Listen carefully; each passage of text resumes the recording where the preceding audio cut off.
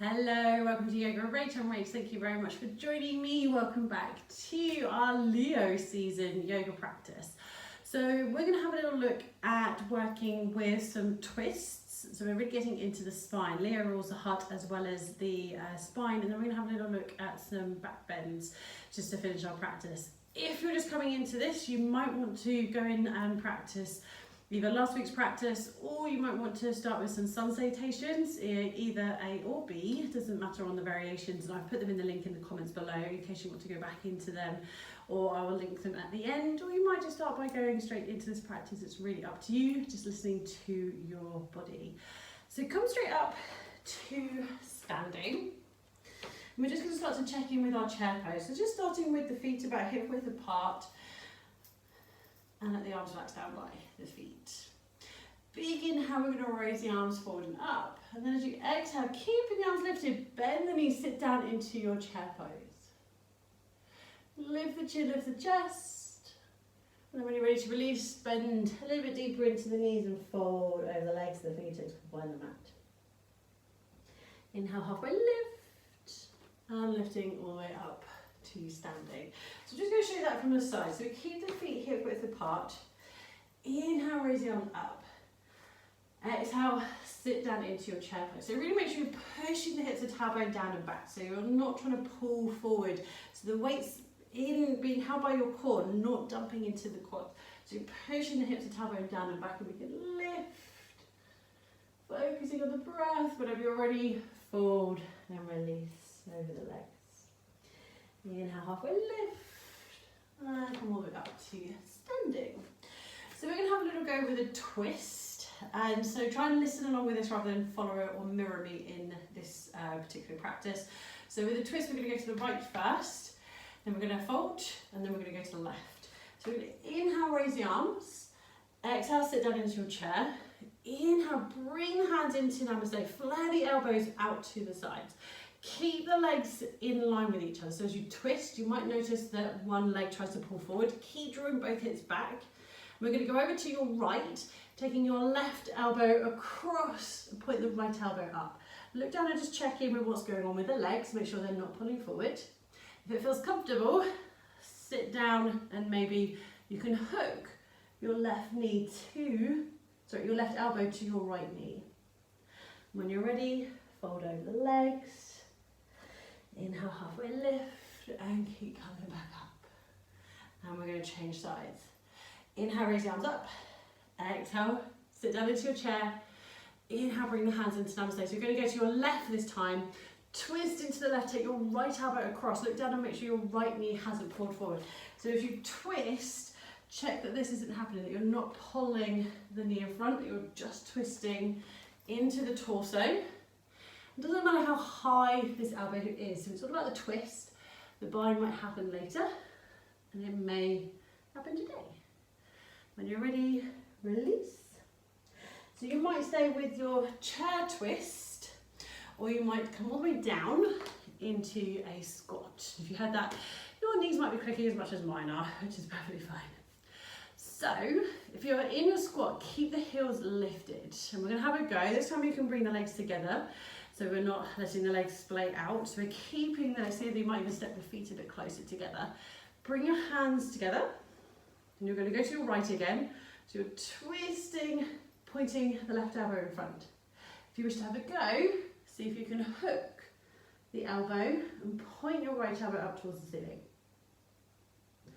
You might be wobbling, which is fine. It's amazing when we're in our squat pose, especially where we're only on the balls of the feet, that we feel quite wobbly. We can come back to centre, we can regain our balance, and then turning to the left. So we can just start to twist. We don't have to find a bind, or maybe we bring the right elbow now to the outer left knee, and the left elbow is pointing up to the ceiling. Focusing on the breath. When you're ready, coming back to center. If you want to have a go with a side crow variation, then you might see as you twist, if it feels quite comfortable to hook your left elbow to your right knee, so you're twisting it to the right. See if you can release that left hand down to the mat, and see if you can take your right hand in line with your right hip. We want to get the elbow pointing into the hip. We're not going to lift up. There is a yoga pose tutorial for this pose, so you can go into that one if you wish to, but we're just staying here. We're starting to think we can push elbow into the hip and elbow into the knee. Coming back up. Have a go on the other side. So as you twist, taking that elbow to the knee, and see if you can release a hand down, and then maybe the other hand moves in line with the hip, and you're pushing the elbows in. So you're starting to find that lean into that twist. And then coming back to center. From here, stretching the legs out, point and flex the feet. So we're going to have a little check-in with camel pose, and if camel doesn't feel right in your body, then you can just skip ahead and move straight into bridge pose, which is perfectly fine. Remember, with camel pose, you've got to get out of the pose as well as getting into the pose. And you want to make sure you're really supporting your back. So you can take your hands and the arms behind you. So you're bending the elbows and holding on to the forearms or the elbows. Maybe you've got the hands into the lower back, fingertips can point up or point down, whichever's comfortable. Roll the shoulders. Start to lift the chin, lift the chest, and arching back. You don't have to try and reach the feet. Whenever you're ready, you can lower down and have a little pause in child's pose. And you might be checking in with camel pose, and it's not one that you enjoy, especially where there's no support for your head or your neck and shoulders. So listen to your body, move into bridge pose. If you're not sure what bridge pose is yet, just come down to lying on your back, knees are bent, and we'll move into bridge in a moment.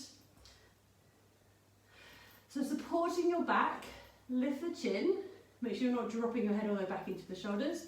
Lift into the chest, and you're just gently lifting and drawing the hips slightly forward and up as you're rolling back. Maybe it feels accessible to arch back as long as you can lift back up, and have a little pause in child's pose.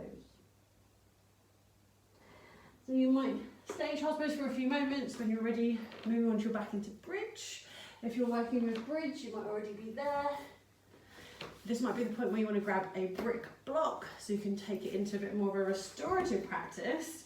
Always place the block to one side, and then you place the block once you're in your pose. So we can come all the way down onto our back. Knees are bent. Knees, feet are hip width apart, hands are resting onto the mat. And bridge is a very similar shape to our camel, but now we've got support for our head and the shoulders. So we can push into the feet, push into the hands, start to lift your hips.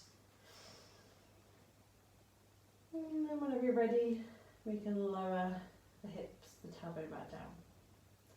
And you might lift and lower with the breath.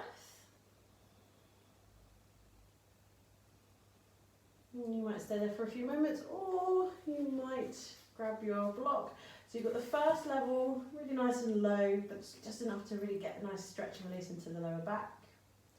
You might be able to lift up a little bit higher and lift the brick to the second height. In time, maybe finding the third height, if it feels comfortable to stay there.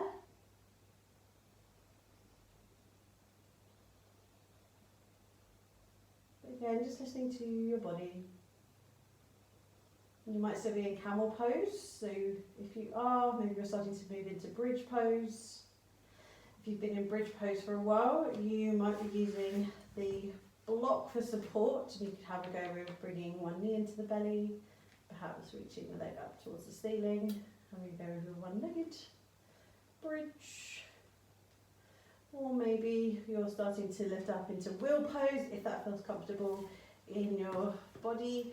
So you're moving through your bridge, lifting the hips as you place your hands to the top of the mat, so that either side of your head. So you've got that support there first. Lifting the hips, pushing to the hands, lifting onto the crown of your head. Maybe lifting up into little wheel pose. Focusing on the breath. Whenever you're ready, you can start to lower back down, gently finding the crown of your head. Tuck the chin and lower all the way back down. Walk the feet wide, drop the knees together and just swaying the legs side to side.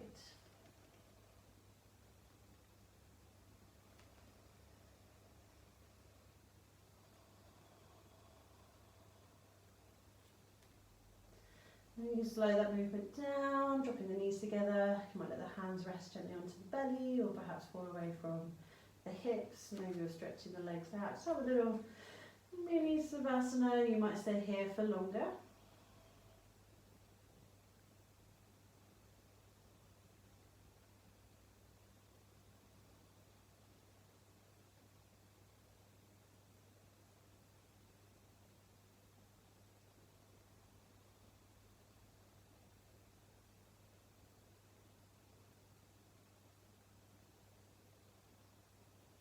And listening to your body.